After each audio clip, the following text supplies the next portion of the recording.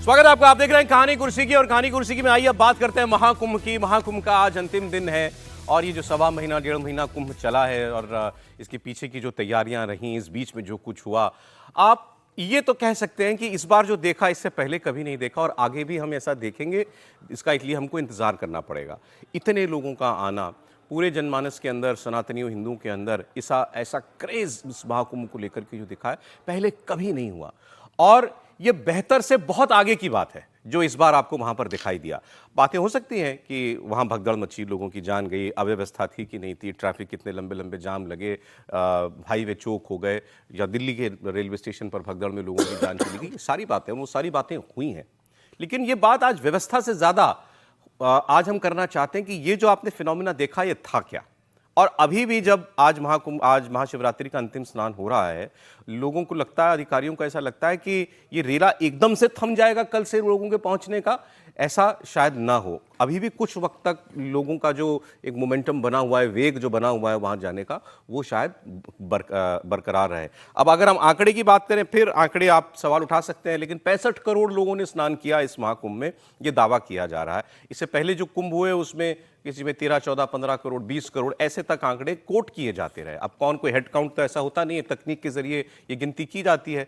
65 ना सही, 40 सही, 50 सही, लेकिन नंबर पर भी मत जाइए। तस्वीरें तो झूठ नहीं बोलती।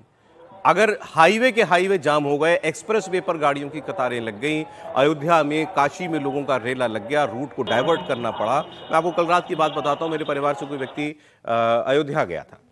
खबर यह आई कि शाम के बाद वहां रात के समय में जो बॉर्डर है वो सील कर दिए जाएंगे, बाहर की गाड़ी अंदर नहीं आ पाएगी। ये हाल अयोध्या के अंदर है, तो आप समझिए कि फिर महाकुंभ में तो कैसी हालत रही होगी।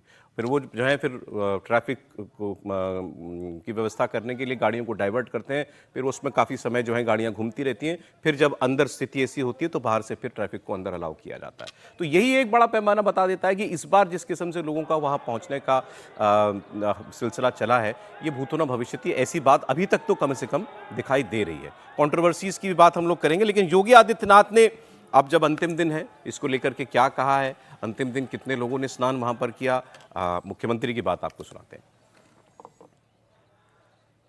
हर शिवालय में पार भीड़ है। ये आस्था भारत की एकात्मता का प्रतीक है।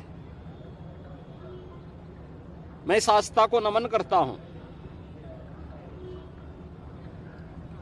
महाकुंभ प्रयागराज में अपार भीड़ है। 13 जनवरी से प्रारंभ हुआ महाकुंभ प्रयागराज आज पूर्णाहुति को प्राप्त करेगा। लगभग 66 करोड़ श्रद्धालुजन मां गंगा, मां यमुना और मां सरस्वती की इस त्रिवेणी में पावन डुबकी लगा करके राष्ट्रीय एकात्मता का एक नया संदेश पूरे देशवासियों को दे रहे हैं। और वसुधैव कुटुंबकम के भाव के साथ हर एक श्रद्धालु जन को राष्ट्रीयता के प्रति समर्पण होने की एक नई प्रेरणा भी प्रदान कर रहे हैं। अब इस महाकुंभ को लेकर ये भी लोग कह रहे हैं, जानकार लोग कह रहे हैं कि ये जो सिलसिला हमने इस बार महाकुंभ का देखा है, ये किसी आयोजन से शायद इसका सीधा संबंध नहीं है कि केवल आप ये कह दें कि भाई बड़ी अच्छी व्यवस्था थी तो लोगों ने कहा चलो जाके महाकुंभ देखाते हैं। ये उससे बढ़कर कुछ था। ये धार्मिक, आध्यात्मिक पुनरुत्थान आप कहिए, या आध्यात्मिक चेतना का, सनातन की चेतना के पुनरुत्थान का क्या कोई द्योतक था, क्या कोई उदाहरण है महाकुंभ। और इसका लार्जर मैसेज जो है वो इस सवा महीने के बाद लंबे अरसे तक हम लोग महसूस करेंगे और उसको समझने की कोशिश करेंगे। क्या ऐसा है हर्षवर्धन जी? देखिए, पहली बात तो इसमें अब कोई बहस नहीं है। जो लोग आलोचना कर रहे थे, जो लोग उंगली रख रहे थे, वो भी अभी मानते हैं कि इतना बड़ा जनसैलाब था कि ये दुनिया में ऐसा कहीं हो, ये न तो कहीं देखा गया है, न कहीं रिकॉर्ड में दर्ज है, ये यहाँ हुआ। और अब आप कुछ भी कहें, इस पाले खड़े हों, उस पाले खड़े हों, बीच में जा रहे हों, लेकिन योगी आदित्यनाथ और ये 2025 का कुंभ ये अमर हो गया। ये अब हमेशा इतिहास में इसका जिक्र होगा। बाकी उसके साथ साथ बहुत सी चीजें चलेंगी, लेकिन ये है क्या? तो हम लोग तो संदर्भों से बात करते हैं, हिंदू जो प्रतीक हैं उनसे बात करते हैं, तो ये गंगा है, वो गंगा जिनको भागीरथ लेकर आए थे अपने पितरों, अपने पूर्वजों को मोक्ष दिलाने के लिए, उनकी आत्मा की शांति के लिए। तो वो गंगा का प्रवाह था। ये वो हिंदू चेतना का प्रवाह है जो बरसों बरस हिंदू मन को उस जगह ले जाकर खड़ा करेगा जहां उसको कोई अपमान नहीं कर सकता, जहां उसको कोई छीण नहीं कर सकता, जहां उसको कोई क्षुद्र नहीं बता सकता, जहां उसके सामने कोई और उसकी चमक के सामने आंख खोलकर खड़ा नहीं हो सकता। ये वो हिंदू चेतना का प्रवाह है जो आपको प्रयागराज के महाकुंभ में इस बार देखने को मिला है। और ये चेतना का प्रवाह ऐसा नहीं कि सिर्फ प्रयागराज तक है, जो भी हिंदू चेतना के स्थान हैं उन सब पर यही देखने को मिल रहा है। और इसीलिए हमें अयोध्या, काशी, मथुरा, प्रयाग, विंध्याचल, नैमिषारण्य, और फिर हम जब जिक्र करने लगते हैं तो फिर हम उससे जोड़ते हैं कि भाई कैसी होगी हिंदू अर्थव्यवस्था, कैसे हिंदू दिखेगा। अगर हिंदू दुनिया में सबसे ज्यादा कारोबारी तौर पर दुनिया में सबसे ज्यादा प्रभावी था तो कैसे था वो? हम चूंकि अलग अलग संदर्भों को लेकर बात करते हैं, हम कोई कहता है कि अंग्रेजों के समय, मुगल के समय, अरे भाई हमारी अपनी जो चीजें थी उसको उन्होंने अलग अलग समय पर मैनेज किया। हमारे अपने नेता जो 1947 और 1952 के बाद जो करना चाहिए था नहीं कर पाए, हमारी चेतना को दबाते रहे, हमें छीण बताते रहे, हमें अपमानित करते रहे, इसलिए ये सब नहीं हो पाया। अब वो हो रहा है तो होता हुआ दिखेगा। मैं तो इसे ऐसे ही देखता हूं। अच्छा, आप आंकड़ों पर सवाल उठाने वाले ठीक है, कह सकते हैं कि भाई आपके आसपास की क्या हर व्यक्ति जब कुंभ हुआ है क्या? या जो दावा किया जा रहा है 65 करोड़ लोग, अब 120 करोड़ कुल हिंदुओं की आबादी मानी जाती, तो क्या पूरी जगत में जितने हिंदू हैं आधे लोग क्या वहां हुआ? हो सकता है नहीं हुए होंगे, लेकिन हर व्यक्ति के मन में एक इच्छा जरूर रही या एक कौतूहल जरूर रहा। आप आपसी बातचीत में लोग कहते हैं आप हुआ है क्या, आपका जाने का प्रोग्राम है क्या? ये तो आपने हर किसी से सुना इस बार, इतना तो समीर जी देखा हमने।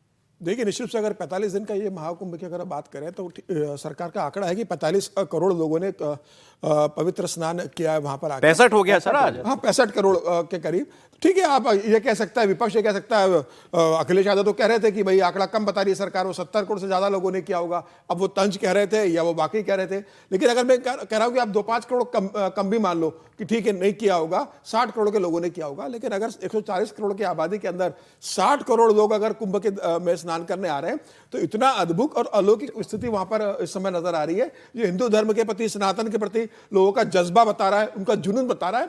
और एक बड़ा वर्ग ऐसा है कि जा नहीं पाया, रेलवे में टिकट नहीं इसलिए जा नहीं पाया, सड़कें जाम हो गई थी, उन्होंने खबरें देखी कि भाई 15 किलोमीटर तक का जाम लग गया है, गाड़ी जा नहीं सकती, तो लोगों ने फिर कैंसिल किया कि नहीं यार बच्चे छोटे हैं, नहीं जा सकते, तकलीफ होगी। तो लोगों ने मजबूरी में, कई लोगों ने किया। एक बड़ा वर्ग वो भी जो आना चाहता था, लेकिन इतनी ज्यादा भीड़ आ गई कि उन्हें लगा कि नहीं अपन बाद में क्यों हुआ इस बार ऐसा आपको लगा?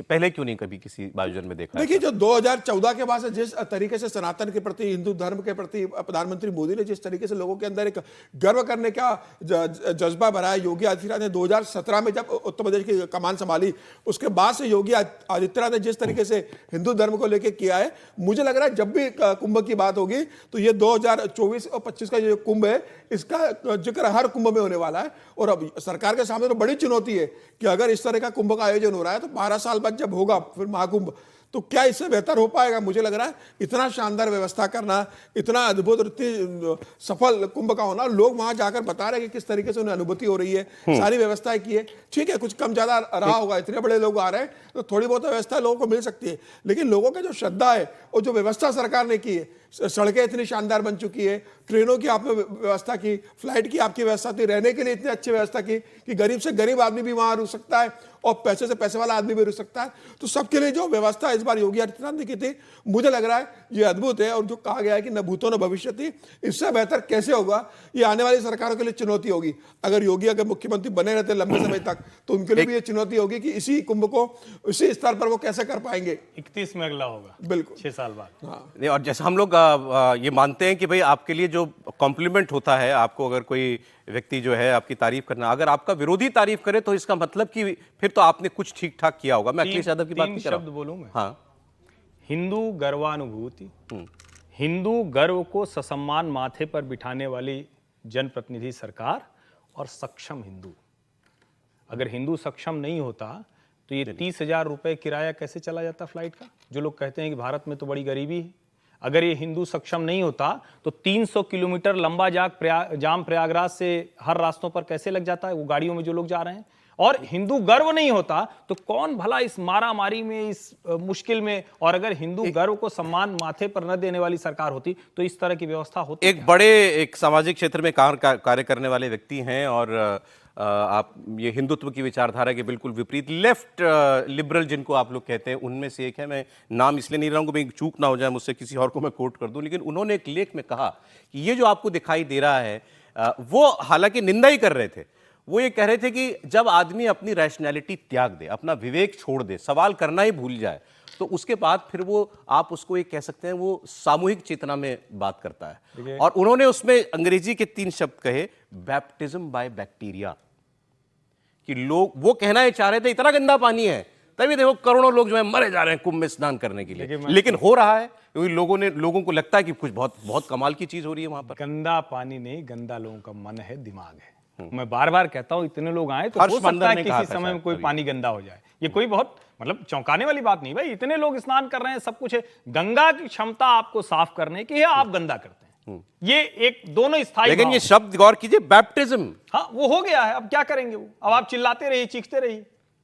सर ये जो देखा इस बार क्या था ये? देखिए नंबर को लेकर है ना, इस पर अब बहस ही बंद कर देनी चाहिए, है ना। मान लीजिए 65 करोड़ है, आपने कहा कि 2-4 करोड़ कम कर दे, मैं कह रहा हूँ आधे कर दीजिए, 30 करोड़ कर दीजिए, ठीक है, इस पर तो कुछ मैं विवाद तो कहता हूँ इससे चौड़ी सड़कें पहले थी क्या? हाँ, तो नहीं, 30 करोड़ और लोग इससे वहां ज्यादा पर ट्रैफिक पहुंचे पहले कभी देखा और क्या? वहां पर व्यवस्था हुई और वो सारा हुआ। मतलब एक अमेरिका ने तो डुबकी लगा दी, मिनिमम मान लें। बिल्कुल ठीक। तो वो 36 करोड़ की आबादी, और इसके लिए मतलब मुख्यमंत्री जो है योगी आदित्यनाथ और उनकी सरकार को भी बधाई देनी चाहिए कि भाई एक 45 दिन तक किसी आयोजन को एक ठीक तरीके से चला लेना। बहुत सारी अव्यवस्थाएं उसमें शामिल कर लीजिए, 20% उसको शामिल कर लेते हैं हम अव्यवस्थाओं को। हादसे हुए, लोगों की जान गई, मोरल डाउन होता है, सब कुछ उससे भी और उससे है ना बहुत बड़ा झटका लगता है किसी लीडर को कि एक बड़ा हादसा हो जाए, उसके बाद भी उसको चला लेना, ये एक बड़ी बात है। उस पर उन्होंने काम किया, उसके लिए भी बधाई देनी चाहिए। दूसरा इसको अभी जो आपने शब्द काम में लिया ना, बैप्टिज्म, एक्चुअली ये सोच जो है ना, बैप्टिज्म शब्द कहाँ से आता है? क्रिश्चियनिटी। हाँ, तो वो जो सोच है वो बार बार इस हिंदुत्व के गौरव की जिसकी आप चर्चा कर रहे हैं उसमें अखरती है उसको, है ना। यदि इसको मैं दूसरे तरीके से मैं आमतौर पर इस तरह से तुलना नहीं करता, दुनिया भर के धर्मों के जो आयोजन होते हैं, बड़े आयोजन जिनका जिक्र मैं नहीं करना चाहता, जो सबसे बड़े आयोजन होते हैं जिन्हें हम लोग अंतर्राष्ट्रीय स्तर पर मानते हैं जी, उन सबसे बड़ा आयोजन ये हुआ है, बिल्कुल ठीक। समझे। और जिन लोगों ने बैप्टिज्म बैक्टीरिया कहा या फ्रॉम बैक्टीरिया कहा है, वो शायद उस समय बैप्टिज्म के वक्त भी नहीं बोलते ये बात। नहीं बिल्कुल नहीं बोलते, किसी और धर्म के इतने बड़े पर आप नहीं आयोजन बोलते। ने उन सारे धार्मिक आयोजनों को पार कर लिया। तो एक तो बड़ा बदलाव क्या हुआ है इस सरकार को लेकर कहे तो, राजनीतिक तौर पे मैं बात करता हूँ, धर्म को तो मैं चर्चा नहीं करता। इस सरकार ने जो मैं बार बार करता हूँ, एक तो पॉलिटिकल पैराडाइम बदला। पॉलिटिकल पैराडाइम ये बदला था कि जो माइनॉरिटी को लेकर और अपीजमेंट को लेकर जो पॉलिटिक्स होती थी उसको बदल के एक मेजॉरिटी सेंट्रिक पॉलिटिक्स पर आ गए। दूसरा एक बड़ा बदलाव जो हुआ वो ये हुआ जिसे आप हिंदू गौरव शब्द करते हैं, मैं उसको पता नहीं गौरव शब्द करता हूँ कि नहीं करता, लेकिन आपको हिच नहीं हो रही। आज से 25 साल 20 साल पहले तक बहुत सारे लोग कुंभ भी जाते थे, बहुत सारे लोग अयोध्या भी जाते थे, क्योंकि मैं तो 25 साल से देख रहा हूँ कि ऐसा नहीं है कि नहीं जाते, कुंभ भी जाते हैं, अयोध्या भी जाते हैं, काशी विश्वनाथ। लेकिन वो जो गौरव होता है उनको, वो या दिखा सकते हैं कि मैं कुंभ में स्नान करके आ रहा हूँ, वो जो एक थॉट प्रोसेस बदला है। दकियानुसी माना जाता था। और हाँ, ये दकियानुसी। शब्द है कि दकियानुसी आप मानते थे जब आप मंदिर जा रहे हैं या पूजा कर रहे हैं या कुछ कर रहे ठीक हैं, है। वो दकियानुसी का जो थॉट प्रोसेस है उसमें भी एक बड़ा बदलाव हुआ। और यदि हिंदुस्तान को देखें या दुनिया को भी देखें तो जब जब धार्मिक चेतना होती है ना, वो एक सामाजिक चेतना का फर्स्ट फेज होता है। ठीक है।